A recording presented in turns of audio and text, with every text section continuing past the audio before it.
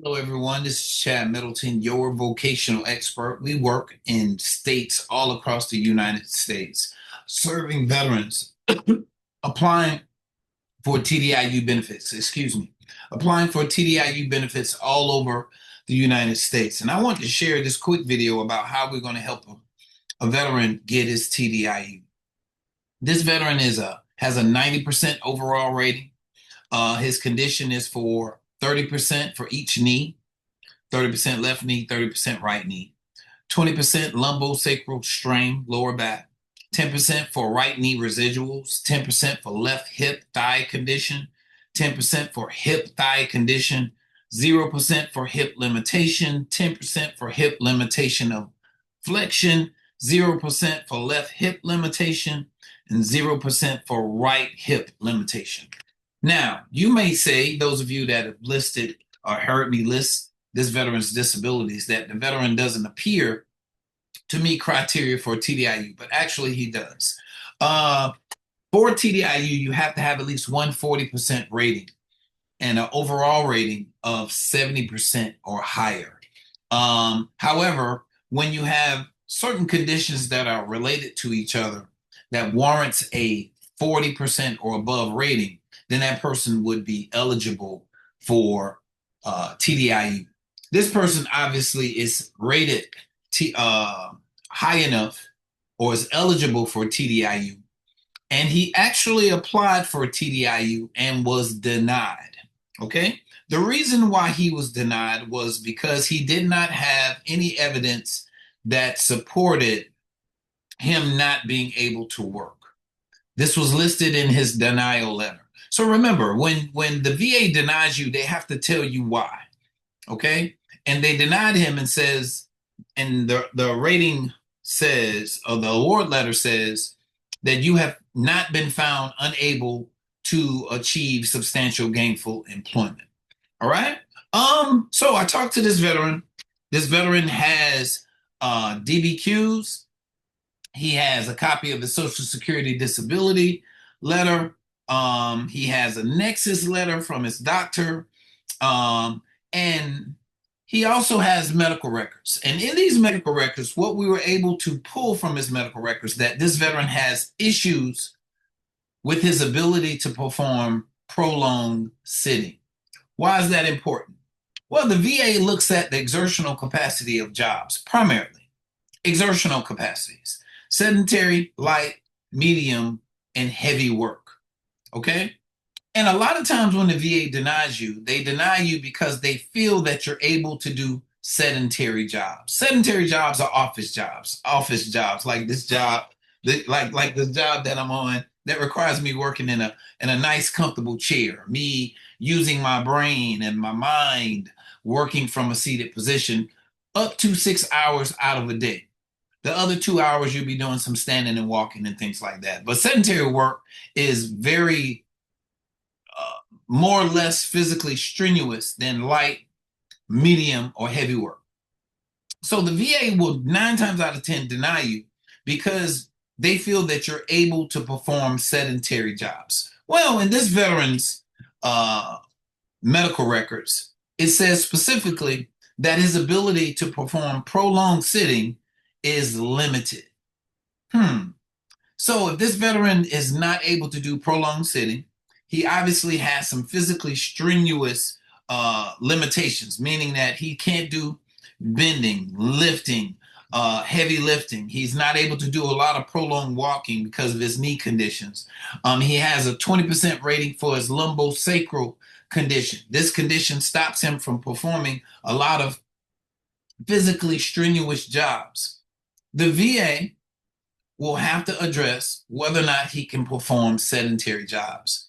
But in my vocational evaluation report, I'm going to highlight what has been said by a doctor. Not that I made this up, but a doctor has surmised that prolonged standing, prolonged sitting will be problematic. Okay? So now, as a vocational evaluator, I have to find jobs that may not require prolonged sitting, prolonged standing, and does not also require very physically strenuous tasks such as bending, squatting, stooping, lifting heavy objects, to find jobs that this veteran can perform. All right. So based on the extent and the severity of the medical records and his medical conditions, the vocational evaluation report will explore all jobs in the national economy, all jobs, the physical and the mental requirements of all jobs. And they're going to compare them. I'm going to compare them with this veteran's limitations. All right. It's obvious he can't perform physically heavy jobs working as a mechanic, jobs working as an HVAC technician, jobs working as a furniture mover. Also, light jobs working as a cashier, jobs working where he's standing for primarily most of the day. This veteran will have problems performing prolonged standing due to his hip, thigh, left knee, right knee conditions. Okay, so with this veteran's physically strenuous or this veteran's physical limitations, it's going to be very difficult to find any jobs where his disabilities are not impacted. All right. And if the Veterans Administration is going to deny him, they must identify jobs that they feel he can perform. The power of a vocational evaluation report causes the VA to answer what it is in your records. All right. Typically, if you go to an orthopedist, the VA has an orthopedist to send you to that might disagree with your orthopedist. You go to a doctor that majors in heart conditions. All right. Yes, the VA may hire or contract with a medical examiner that may disagree with your doctor that's serving your heart condition. But with the vocational evaluation report, the VA is going to have to find a vocational evaluator that is going to either agree or disagree with the report. Now, the VA can disagree with my report, but they really don't have the expertise to do so. Okay, and they have to